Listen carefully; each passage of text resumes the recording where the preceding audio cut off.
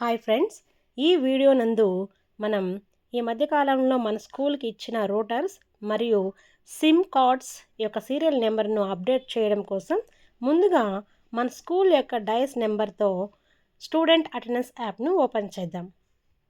అందులో ఇక్కడ కనిపిస్తుంది కదా, ఇన్ఫ్రా ట్యాగింగ్, దాని మీద క్లిక్ చేసినట్లయితే సెలెక్ట్ డివైస్ కనిపిస్తాయి. దానికి సెలెక్ట్ చేసుకొని IFP ప్యానల్ను ఇంతకుముందు మన స్కూల్లో ఇచ్చారు, దాన్ని అప్డేట్ చేసినట్లయితే ఒకసారి చెక్ చేసుకోండి. స్మార్ట్ టీవీస్,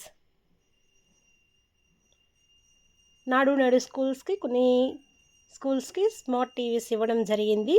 దాని యొక్క సీరియల్ నెంబర్స్ మరియు అప్డేట్ ఆల్రెడీ స్టూడెంట్ అటెండెన్స్ యాప్లో కనిపిస్తూ ఉంది. ఒకసారి చెక్ చేసుకొని చూడండి. అలాగే రూటర్స్ 4G సిమ్ కార్డ్స్ ఇవ్వడం జరిగింది. మనం రూటర్స్ యొక్క అప్డేట్ చేయడం కోసం రూటర్ని క్లిక్ చేద్దాం.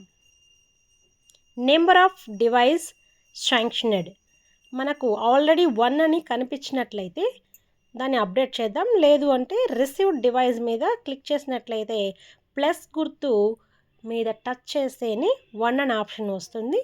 ఇంకొకసారి టచ్ చేస్తే ఇలా ప్లస్ గుర్తును టచ్ చేసే కొద్దిగా నెంబర్స్ పెరుగుతూ పోతుంది. అలాగే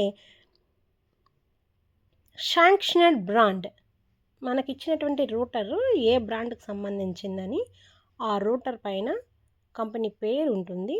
దాన్ని మనం అక్కడ సెలెక్ట్ చేసుకోవాల్సి వస్తుంది. ఏ క్లాస్కి మనకు ఆ రూటర్స్ అని సిమ్ కార్డు ఇచ్చారో దాన్ని మనం ఆ క్లాస్ సెలెక్ట్ చేస్తాం. సీరియల్ నెంబర్ అనేది రూటర్ బాక్స్ మీదే ఉంటుంది. ఒకసారి చెక్ చేసుకొని ఆ నెంబర్ని అక్కడ ఇవ్వండి. సెలెక్ట్ యాక్సెసెస్ రిసీవ్డ్, మనకు రూటర్తో పాటు కొన్ని కేబుల్ వైర్, పవర్ పాయింట్స్ ఇవ్వడం జరిగింది. వాటిని సెలెక్ట్ చేసుకుందాం. సెలెక్ట్ చేసుకొని తర్వాత సబ్మిట్ ఆప్షన్ క్లిక్ చేసినట్లయితే సబ్మిట్ అవుతుంది. అలాగే ఇప్పుడు 4G సిమ్ కార్డ్ను అప్డేట్ చేద్దాం. రూటర్తో పాటు కొన్ని స్కూల్స్కి సిమ్ కార్డ్ కూడా ఇవ్వడం జరిగింది.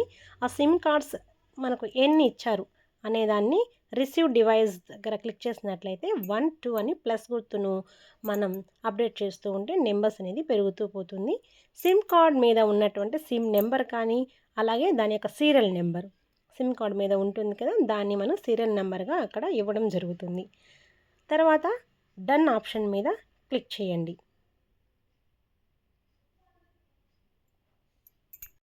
తర్వాత సబ్మిట్ ఆప్షన్ కనిపిస్తుంది. మనం సబ్మిట్ ఇచ్చినట్లయితే ఆటోమేటిక్గా సబ్మిట్ అనేది అయిపోతుంది. Thank you.